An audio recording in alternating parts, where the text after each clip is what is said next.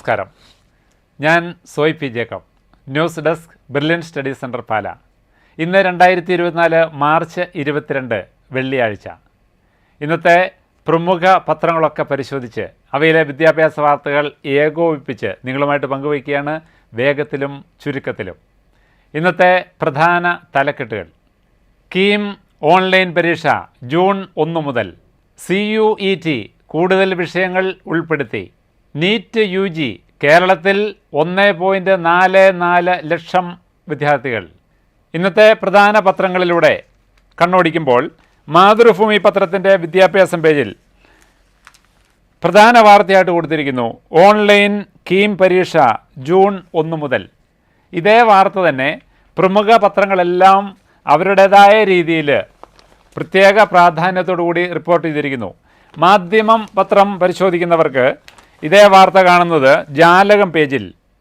Kerala engineering entrance June 1 മുതൽ 9 വരെ എന്ന വലിയ തലക്കെട്ടോടുകൂടി ആ പരീക്ഷയുടെ പ്രാധാന്യമെല്ലാം ഉൾപ്പെടുത്തിക്കൊണ്ട് ഇന്ന് മാധ്യമം റിപ്പോർട്ട് ചെയ്തിരിക്കുകയാണ്.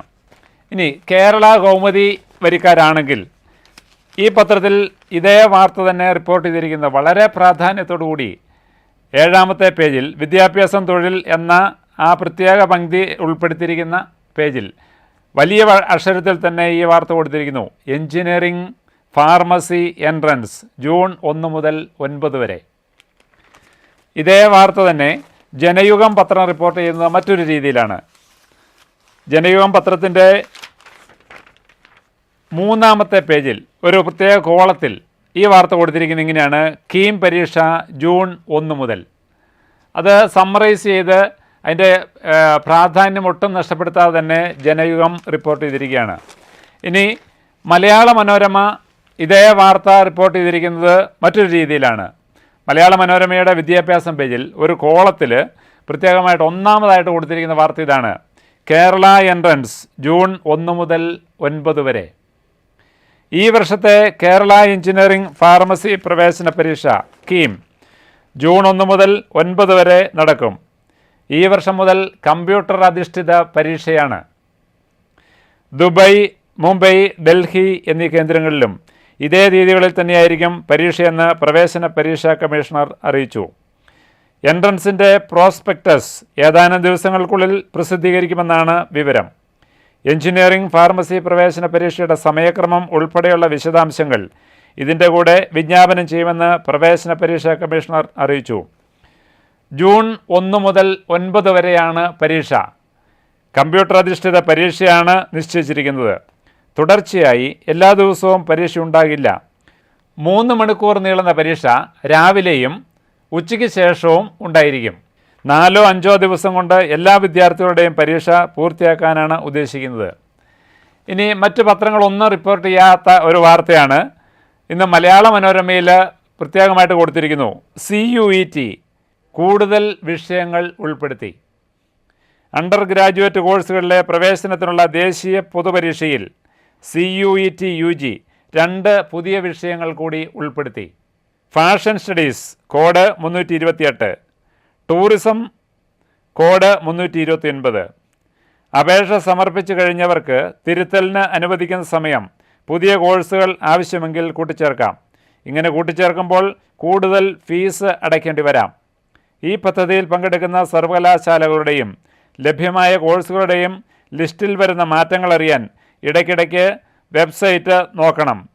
Help line number 011-4075-9000. കൂടുതൽ വിവരങ്ങൾക്ക് വെബ്സൈറ്റ് സന്ദർശിക്കുക. nta.ac.in എന്ന സൈറ്റ് പരിശോധിക്കാം. ഇനി മലയാള മനോരമ മാത്രം റിപ്പോർട്ട് ചെയ്യുന്ന മറ്റൊരു വാർത്ത കൂടിയുണ്ട്. നീറ്റ് UG കേരളത്തിൽ 1.44 ലക്ഷം അപേക്ഷകർ. ദേശീയ മെഡിക്കൽ പ്രവേശന പരീക്ഷ നീറ്റ് UGക്ക് കേരളത്തിൽ നിന്ന് രജിസ്റ്റർ ചെയ്തിരിക്കുന്നത് 1,44,949 പേർ. കഴിഞ്ഞ കൊല്ലം 1,33,450 പേരാണ് കേരളത്തിൽ നിന്ന് നീറ്റ് എഴുതിയത്. ഇക്കൊല്ലം പരീക്ഷാർത്ഥികളുടെ എണ്ണത്തിൽ 6ാമതാണ് കേരളം.